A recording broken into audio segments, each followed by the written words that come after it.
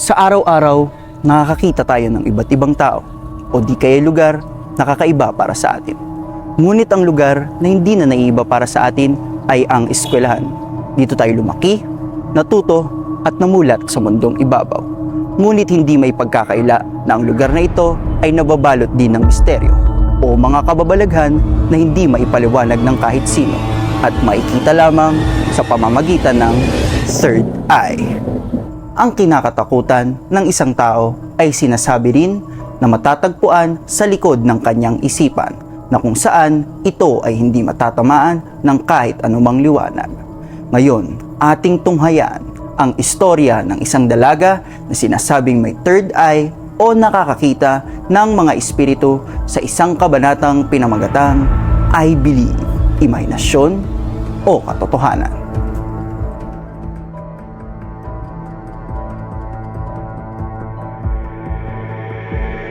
Ano ba ang kinakatakutan mo?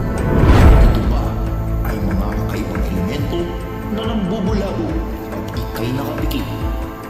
Ito ba ay katotohanan o mga gawa-gawa lamang? Alamin natin sa madilim na lugar kung saan nagtatago ang mga kakaibang kinakatakutan na ang tawag ay The Cellar.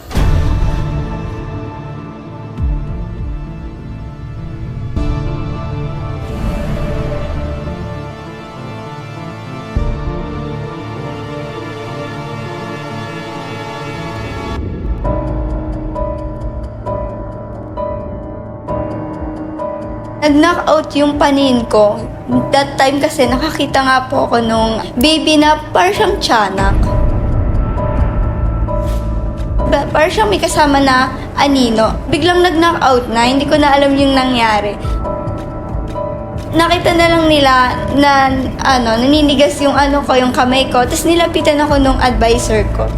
Tumungo ang aming team sa advisor ni Madel noong siya ay grade 4 upang malaman ang mga nangyari sa sinasabing insidente.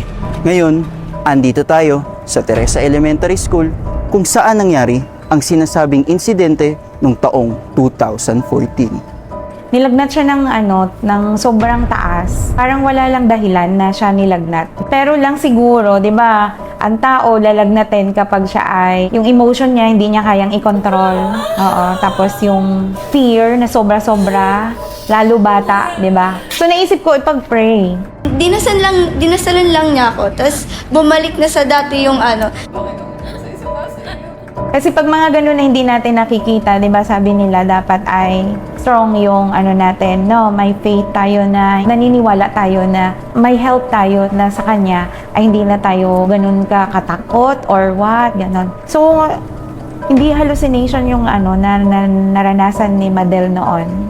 Kumbaga meron siyang nakita siguro talaga na siya lang nakakakita. So dito tayo ngayon sa room kung saan nangyari yung incident noon kay Madel. Ito po 'yon. Dito nangyari yung kinikwento ni Madel na mayroon siyang nakita. Tapos sa room din na to ay may mga nararamdaman din ako pero hindi ko din talaga siya nakikita. Matapos ang insidente, parati nang nakakakita si Madel ng mga kakaibang espiritu. Pero may isang espiritu na tumatak para sa kanya at ito ay ang sinasabing White Lady. nung unang kita ko sa kanya, takot ako. Lalamig ata ako, tatayo lang ang balahibo. Una, sa tita ko, yung bahay kasi ng tita ko, Libleb, Palayan. So, pag kasi gabi, pupunta ako doon. Lagi ko siya napapansin. Lagi ko siya nakikita. May babae nga daw sa akin lagi nakasunod. Lagi ko siyang kasama. So, lagi ko siya nakikita.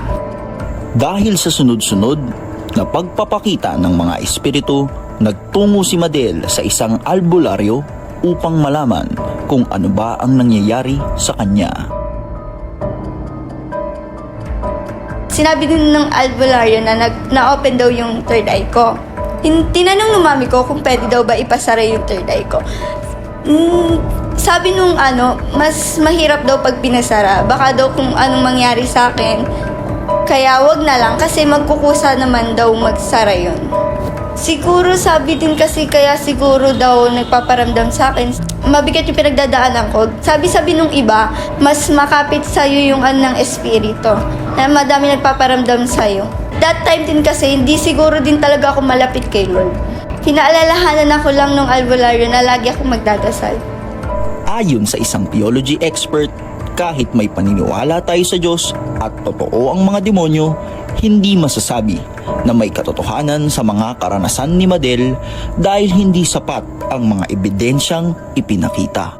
It does not necessarily follow na kapag malaki problema ng tao, emotional problem, hindi siya lumalapit sa Diyos, hindi nagdarasal na para bang automatic makakakita siya ng mga masasamang espiritu. No, it does not necessarily follow. Dati sabi ko, baka baka dahil sa pinagdadaanan ko, hindi nangyari, nakita ko naranasan ko Hindi naman pwedeng gawan-gawan ko ng storya. Mas mahirap naman ata yun.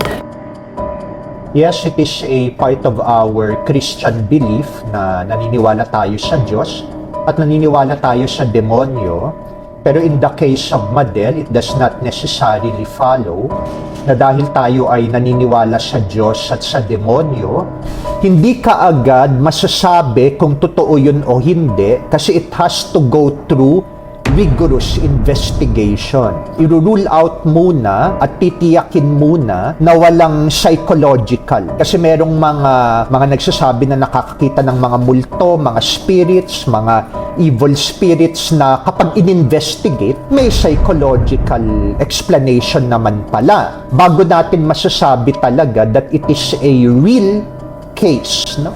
Of demonic or diabolical infestation, maingat ang ating simbahan in making pronouncements on whether totoo o hindi. And since hindi dumadaan sa formal procedure, we cannot really say yet conclusively na yung nangyari kay Madel ay totoo talaga. Now, sa case ng third eye, hindi siya nag-exist kasi wala siyang scientific evidence. Okay? Walang scientific evidence. However, okay, may however ako doon. However kasi, pag kinuha natin yung sa science, particularly in biopsychology, yung parts ng brain, sa gland, sa endocrine, meron tayong tinatawag na pineal gland. Ito daw yung tinatawag na kinoconsider na third eye ng lahat ng tao. So, ibig sabihin, lahat tayo ay may third eye. It is also termed as the seat of one's soul. So, masasabi natin na lahat tayo meron talaga. So, yung capability natin is nandun. Oo, scientifically defined. May possibility na may katotohanan yung third eye. Pero yung kung paano siya napapractice, doon pumapasok yung concept ng psychology. Kasi sa psychology talaga, hanggat hindi natin na-observe, we dismiss the idea. May existence ng third eye. Hindi lang siya nabibigyan ng scientific explanation para i-connect siya sa behavior and actuations ng tao. But then there is. Pwedeng nag-i-exist talaga yan, pero hindi natin kayang patunayan. Dahil hindi natin kayang patunayan, what we can do is to ignore. If there is a chance for us, if we can do that, then we can ask assistance from someone who is more knowledgeable. And as I've said nga, lahat naman tayo may third eye. Okay. Lahat tayo may capacity to see things beyond our sense of sight. Okay. Ang difference lang natin is kung paano natin binibigyan ng sense or minimake sense natin kung ano yung mga nakikita natin. Para maging primary quality ang isang bagay, nararapat na ito'y napagmamasdan at natutukoy. Tulad sa aming kabanata ngayong gabi, kami ay kumuha ng opinyon ng iba't ibang eksperto upang maipaliwanag ang aming mga katanungan na hindi pangkaraniwan. Ngunit nararapat din nating tandaan na maaaring mahanap ang secondary qualities sa istorya ni Madel sapagkat tayo ay hindi tiyak kung ito ba ay may katotohanan o interpretasyon lamang ng kanyang mga nararamdaman. Ang mga bagay na ito ay magagamit sa pagtukoy at pagsusuri ng mga impormasyon na lumalabas sa media. Tandaan na dapat bigyang linaw kung alin ang mga bias at bigyang ilaw ang katotohanan. Dapat din tandaan na tayo ay mag-ingat pagdating sa mga usaping paranormal sapagkat ito ay nakakaakit ng negatibong enerhiya na siyang dapat nating iwasan. Muli, Ako ang inyong host na si Kurt Testado at ating tandaan na ang kinakatakutan ng tao ay nasa likod lamang ng kanyang isipan na maihahalin tulad sa isang bodega o mas kilala sa tawag na The Cellar.